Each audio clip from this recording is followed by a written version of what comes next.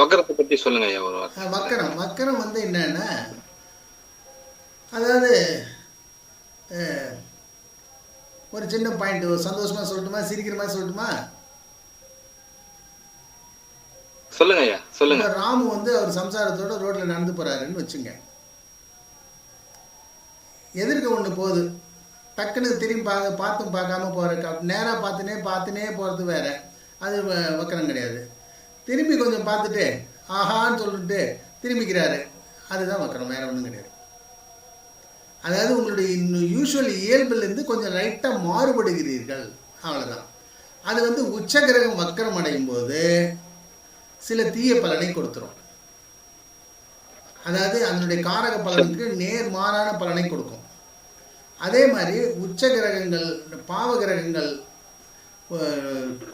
வக்கரம் அடையும் போது, அது உச்சமாகி வக்கரம் அடையும் போது கண்டிப்பாக நன்மையை செய்யும், அவ்வளவுதான்.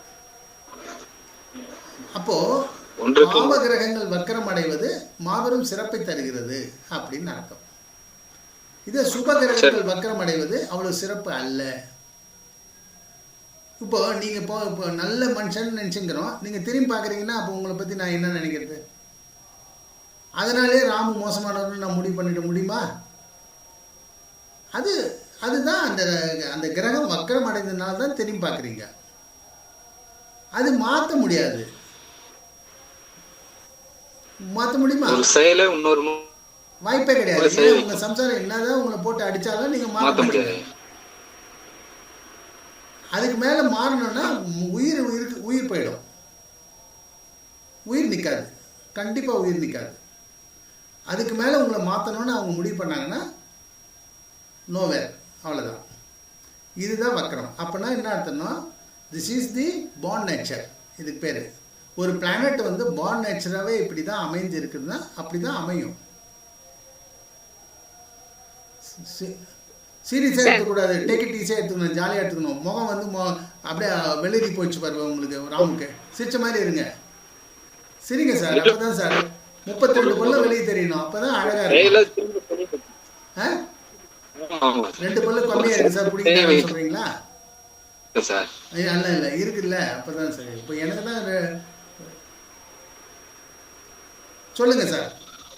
சார் இப்ப திரிசூனியம், முடக்கு இதெல்லாம் வந்து அந்த பாவத்தை வந்து பாதிக்குதுன்னு சொல்றாங்கல்ல.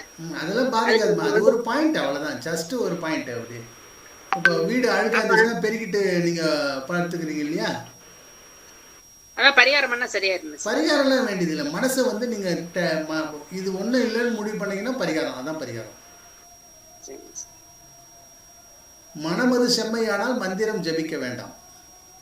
அப்போ மனசு வந்து அலைபாய விடக்கூடாது. நீங்க அதாவது இது இப்படிதான், அது ஒன்றும் பிரச்சனை கிடையாது, அது அப்படிதான் நடந்து போயிட்டோம். டேக் இட் ஈஸியாக எடுத்துக்கோங்க. கிராண்டட். நாய் வாழை நிறுத்த முடியாது, பரிகாரம் பண்ணுறதுனால ஒன்றும் நாய் வாழை நிமிராது, கண்டிப்பாக நிமிராது.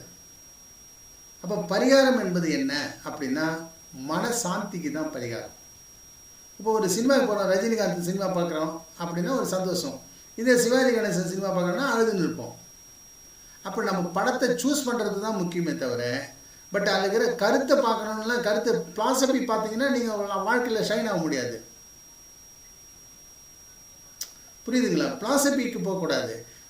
இன்றைய பொழுதை இனிமையாக ஆக்குவது எப்படி, அவ்வளோதான். Without giving disturbance to others. அதை மட்டும் நீங்கள் பார்த்தீங்கன்னா உங்கள் லைஃப் வந்து ஃபெதர் லைட்டாக போகணும், அப்படியே சும்மா ஜாலியாக அப்படியே மிதந்துக்குன்னு போகணும். போட்டு ஊற வச்சுன்னு இருக்கக்கூடாது, கத்தாழையை ஊற வைக்கிற மாதிரி நாத்தம் தான் அடிக்கும். டூ மச் சிந்தனை கிரியேட்ஸ் த ப்ராப்ளம். நல்லா புரிஞ்சுக்கிங்க, டூ மச் சிந்தனை கிரியேட்ஸ் ப்ராப்ளம். இப்போ ஏன் வந்து கும்பலகணமும் மகர லக்னமும் வந்து ரொம்ப கஷ்டப்படுறாங்க? ஏன்னா they are thinking too much thinkers. உலகத்தையே நான் தான் தாங்குறேன்னு நினச்சின்னு பார்த்து நிற்பாங்க. பட் இதே மேஷ லக்னக்காரன் இருக்கிற வரைக்கும் ஹாப்பியாக இருக்கிறான், பட்டுன்னு போயிடுறானே ஏன்? அவன் டேக் இட் ஈஸி, இதுதான் லைஃப்.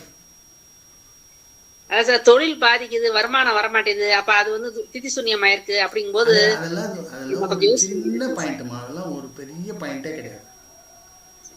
திதி சூன்யம்லாம் ஒன்றும் இல்லை. திதி சூன்யத்துக்கு வந்து ரிலாக்ஸேஷன், சோ மெனி ரிலாக்ஸேஷன் இருக்குது. கிட்டத்தட்ட 15-16 ரிலாக்ஸேஷன் இருக்குது. அந்த 15-16 ரிலாக்ஸேஷனை படிச்சிங்கன்னா கண்டிப்பாக உங்களுக்கு திதி சூன்யமே கிடையாது, நிச்சயமாக கிடையாது. நான் உனக்கு சேலஞ்ச் பண்ணி சொல்கிறேன். அதே மாதிரி முடக்கெல்லாம் வந்து ஒன்றும் பெருசே கிடையாது.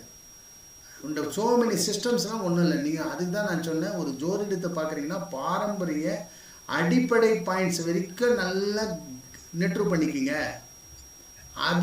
அது வரைக்கும் நீங்கள் ஃபாலோ பண்ணிங்கனாவே you are great astrologer. That's all. Okay sir. அதை விட பெருசாக வேண்டியதே கிடையாது. அதை விட ஒன்றும் இல்லை. இப்போ கத்திரிக்காய் வாங்குறீங்க, இப்போ 1 கிலோ கத்திரிக்காய் வாங்குறீங்க. எல்லா கத்திரிக்காயிலும் ஒரு சின்ன சின்ன ஒரு புள்ளி ஒன்று இருக்கு. என்ன பண்ணுவீங்க? கத்திரிக்காய் வேணான்னு சொல்லிட்டீங்களா? அது ஒரு சின்ன புள்ளி இருக்கும், அது தூக்கி போட்டுட்டு நம்ம மற்ற சாப்பிடுவோம், அவ்வளோதான். Okay sir. Okay okay okay. Thank you.